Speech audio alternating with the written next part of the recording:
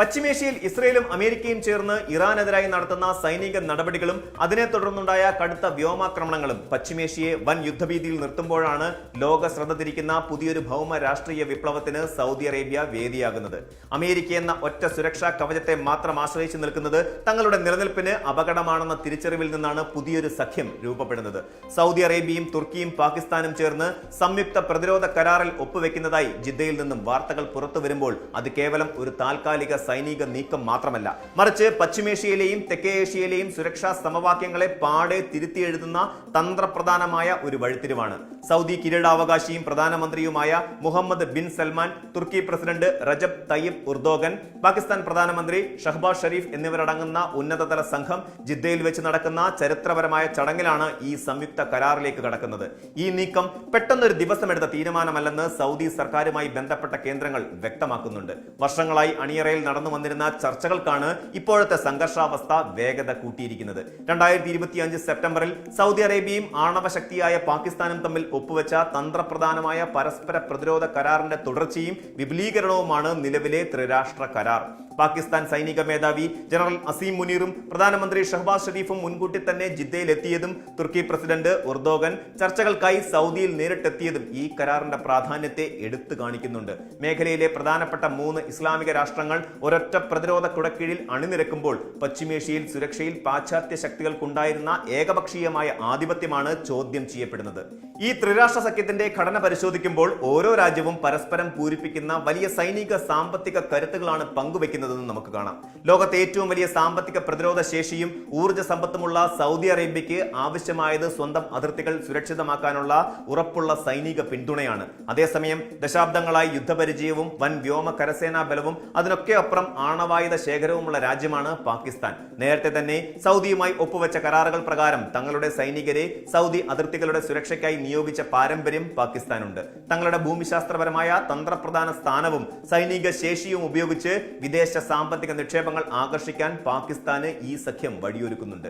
മറുവശത്ത് നാറ്റോ അംഗമായ തുർക്കിയുടെ കടന്നുവരവാണ് ഈ കരാറിനെ അത്യാധുനിക സാങ്കേതിക തികവുള്ള ഒന്നാക്കി മാറ്റുന്നത്. അത്യാധുനിക ഡ്രോണുകൾ, നാവിക കപ്പലുകൾ, മിസൈൽ പ്രതിരോധ സംവിധാനങ്ങൾ എന്നിവ സ്വന്തമായി നിർമ്മിക്കുന്ന വൻ പ്രതിരോധ വ്യവസായ ശൃംഖല തുർക്കിക്കുണ്ട്. പാശ്ചാത്യ രാജ്യങ്ങളുടെ രാഷ്ട്രീയ നിബന്ധനകൾക്ക് വഴങ്ങാതെ തന്നെ സൗദിക്ക് ആവശ്യമായ സൈനിക സാങ്കേതിക വിദ്യകൾ കൈമാറാൻ തുർക്കിക്ക് സാധിക്കും.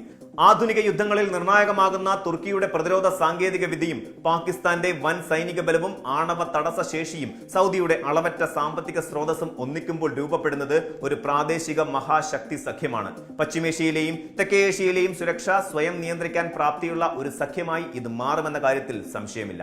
കഴിഞ്ഞ ഏതാനും ദശാബ്ദങ്ങളായി സുരക്ഷയ്ക്ക് പകരം എണ്ണ എന്ന അമേരിക്കൻ സങ്കല്പത്തിലായിരുന്നു സൗദി അറേബ്യയുടെ വിദേശ നയം മുന്നോട്ട് പോയിരുന്നത്. എന്നാൽ അടുത്ത കാലത്തായി അമേരിക്കൻ വിദേശ നയത്തിലുണ്ടായ അസ്ഥിരതയും ഗൾഫ് മേഖലയിലെ നിർണായക കേന്ദ്രങ്ങൾക്ക് നേരെ ഡ്രോൺ, മിസൈൽ ആക്രമണങ്ങൾ ഉണ്ടായപ്പോൾ US കൃത്യമായി ഇടപെട്ടിട്ടില്ല എന്ന പരാതിയും റിയാദിനെ മാറ്റി ചിന്തിക്കാൻ പ്രേരിപ്പിച്ചു. അമേരിക്കയിലെ ആഭ്യന്തര രാഷ്ട്രീയ മാറ്റങ്ങൾക്കനുസരിച്ച് തങ്ങളുടെ സുരക്ഷ അപകടത്തിലാകരുതെന്ന് റിയാദ് ആഗ്രഹിക്കുന്നു. വാഷിംഗ്ടണുമായുള്ള ദീർഘകാല പങ്കാളിത്തം പൂർണ്ണമായും ഉപേക്ഷിക്കാതെ തന്നെ മറ്റന്താരാഷ്ട്ര പ്രാദേശിക ശക്തികളെ കൂട്ടുപിടിച്ച് സുരക്ഷാ കവചം ശക്തമാക്കുന്ന മൾട്ടി വെക്ടർ അഥവാ ബഹുമുഖ വിദേശ നയമാണ് സൗദി ഇപ്പോൾ സ്വീകരിക്കുന്നത്. വാഷിംഗ്ടണിന്റെ രാഷ്ട്രീയ സമ്മർദ്ദങ്ങൾക്ക് ഇരയാകാതിരിക്കാൻ തുർക്കിയെയും പാകിസ്ഥാനെയും പോലെയുള്ള പ്രാദേശിക പങ്കാളികളെ ഒപ്പം നിർത്തുന്നത് സൗദിക്ക് സുരക്ഷിതത്വം നൽകുന്നു. വൈറ്റ് ഹൌസിൽ ഏത് പാർട്ടി അധികാരത്തിൽ വന്നാലും തങ്ങളുടെ സുരക്ഷ ചോദ്യം ചെയ്യപ്പെടാത്ത വിധം ഒരു സ്വതന്ത്ര പ്രാദേശിക കൂട്ടായ്മ വികസിപ്പിക്കുക എന്ന തന്ത്രപ്രധാനമായ നീക്കമാണിത്. വൻകിട ശക്തികളുടെ ആഗോള പോരാട്ടങ്ങളിൽ കേവലം ഒരു കരുവാകാതെ സ്വന്തം ഉപാധികളിൽ സുരക്ഷ നിശ്ചയിക്കാൻ ഗൾഫ് രാഷ്ട്രങ്ങൾ പ്രാപ്തമാകുന്നു എന്നതിന്റെ തെളിവ് കൂടിയാണിത്. അടുത്ത കാലം വരെ പ്രാദേശിക സ്വാധീനത്തിനായി മത്സരിച്ചിരുന്ന സൗദിയും തുർക്കിയും തമ്മിലുള്ള ഭിന്നതകൾ പരിഹരിച്ച് ഒരുമിച്ച് അണിനിരക്കുന്നു എന്നത് പശ്ചിമേഷ്യൻ രാഷ്ട്രീയ തന്ത്രത്തിലെ വലിയൊരു മാറ്റമാണ്. സുന്നി മേഖലയിലെ ഈ 2 മുൻനിര ശക്തികൾ പാകിസ്ഥാനൊപ്പം ഒന്നിക്കുമ്പോൾ അത് ഇറാനെ പ്രതിരോധിക്കാൻ മാത്രമല്ല, മേഖലയിൽ ഇസ്രയേലിന്റെ ഏകപക്ഷീയമായ അധിനിവേശ നീക്കങ്ങളെ പ്രതിരോധിക്കാനും സഹായിക്കും. അമേരിക്കയുടെയും പാശ്ചാത്യ ശക്തികളുടെയും അനുമതിയില്ലാതെ തന്നെ മേഖലയിലെ പ്രശ്നങ്ങൾ പരിഹരിക്കാൻ പ്രാദേശിക ശക്തികൾക്ക് സാധിക്കുമെന്ന സന്ദേശമാണ് ജിദ്ദയിലെ കരാറിലൂടെ നൽകുന്നത്. ഈ കരാർ നിലവിൽ വരുന്നതോടെ പശ്ചിമേഷ്യയിലെ പരമ്പരാഗത ചേരിചേരലുകളിൽ വലിയ മാറ്റങ്ങൾ സംഭവിച്ചേക്കാം. ഇറാന്റെയും അമേരിക്കയുടെയും ആക്രമണ വ്യാപ്തി വർദ്ധിക്കുന്ന സാഹചര്യത്തിൽ ഹോർമൂസ് കടലിടുക്കിന്റെയും ചെങ്കടലിന്റെയും വാണിജ്യ പാതകളുടെ സുരക്ഷ ഉറപ്പാക്കാൻ ഈ സഖ്യത്തിന് സാധിക്കും. അമേരിക്കയെയും പാശ്ചാത്യ സഖ്യത്തെയും മാത്രം ആശ്രയിച്ചു നിൽക്കുന്ന പഴയ യുഗം അവസാനിച്ചുവെന്ന് ജിദ്ദയിലെ ഈ കരാർ അടിവരയിടുന്നു. വ്യക്തമാക്കിയിരുന്നു. സ്വന്തം സുരക്ഷയും പരമാധികാരവും സംരക്ഷിക്കാൻ സ്വന്തം വൻകരയിലെ ശക്തികളെ തന്നെ ഒപ്പം നിർത്തുന്ന സൗദിയുടെ പുതിയ നയം വരും വർഷങ്ങളിൽ പശ്ചിമേഷ്യയുടെ രാഷ്ട്രീയ ഭൂപടത്തെയും സമാധാന അന്തരീക്ഷത്തെയും നിർണായകമായി സ്വാധീനിക്കുമെന്നതിൽ സംശയമില്ല. കൂടുതൽ വാർത്തകൾക്ക് news 18 Keralam YouTube channel subscribe ചെയ്യുക.